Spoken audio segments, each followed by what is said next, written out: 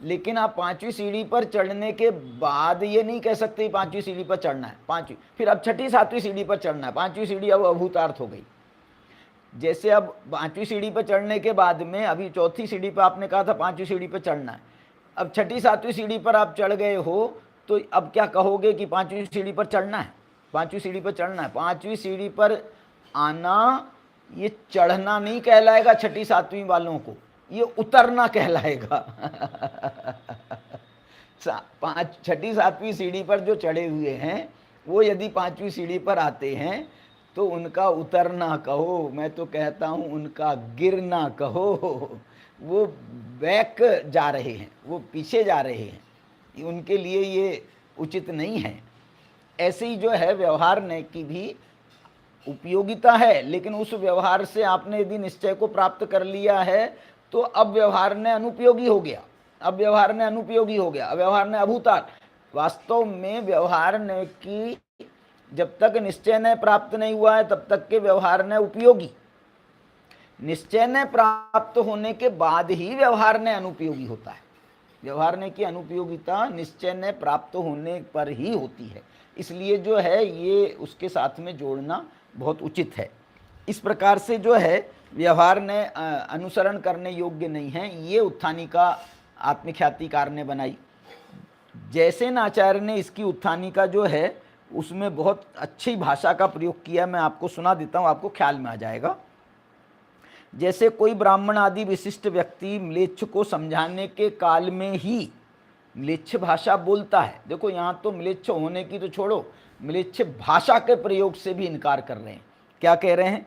कोई ब्राह्मण आदि विशिष्ट व्यक्ति म्लेच्छ को समझाने के काल में ही म्लेच्छ भाषा बोलता है, अन्य काल में नहीं। वैसे ही ज्ञानी पुरुष भी अज्ञानी को समझाने के काल में ही व्यवहार का आश्रय लेता है, अन्य काल में नहीं।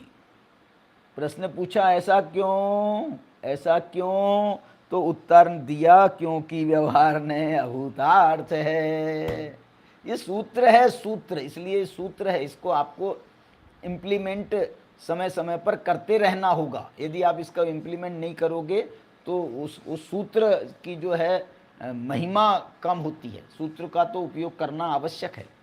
चलिए, इसी प्रकार से जो है जयसेन आचार्य जो हैं, प्रभाचंद्राचार्य जो हैं, उन्होंने इसमें मालूम है एक बहुत अच्छी इन्होंने उत्थानिका बनाई है, और इनकी उत्थानिका जो है बिल्कुल दोनों आचार्यों की उत्थानिका से हटके है। दोनों आचार्यों की उत्थानिकाएं पहली पंक्ति को आधार बना करके हैं, जबकि इनकी उत्थानिका दूसरी पंक्ति को आधार बना, 11वीं गाथा की दूसरी, शुद्ध नवो शुद्ध भूदत्थ मस्जिदो खलु सम्मादिट्ठी हवदि जीवो, उसको आधार बना करके इन्होंने इसकी उत्थानिका लिखी है। ये क्या लिख रहे हैं देखो, उसकी उत्थानिका बहुत ही प्यारी उत्थानिका लिखी है।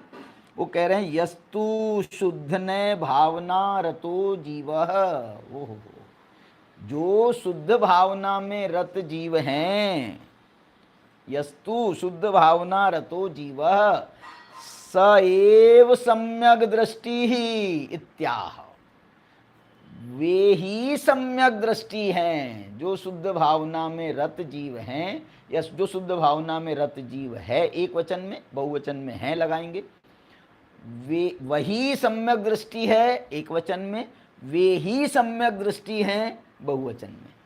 जो शुद्ध भावना में रत जीव हैं, ये है भूदत्त मस्जिदो कलु का अर्थ। चलिए, इसकी टीका के आधार पर और भी चर्चा करेंगे। एक दो और चर्चाएं इस गाथा की, जो मैंने आपको कहा इसके इतिहास के बारे में, कि इस गाथा के संबंध में बहुत मंतव्य आते हैं, बहुत जिज्ञासाएं लोग खड़ी करते हैं। बहुत लोग तो इस गाथा पर अपना रोष व्यक्त करते हैं, उसने व्यवहार ने को अभूतार्थ कह दिया, व्यवहार ने को अभूतार्थ कह दिया। उन सब के संबंध में भी थोड़ी चर्चा अपन करेंगे। अभी की चर्चा को यहीं पर विराम देते हैं। आइए दिनवाणी स्तुति करते हैं। नमः समय साराय स्वानुभूत्या चकासते, चित्स्वभावाय भावाय सर्वभावांतरच्छिदे।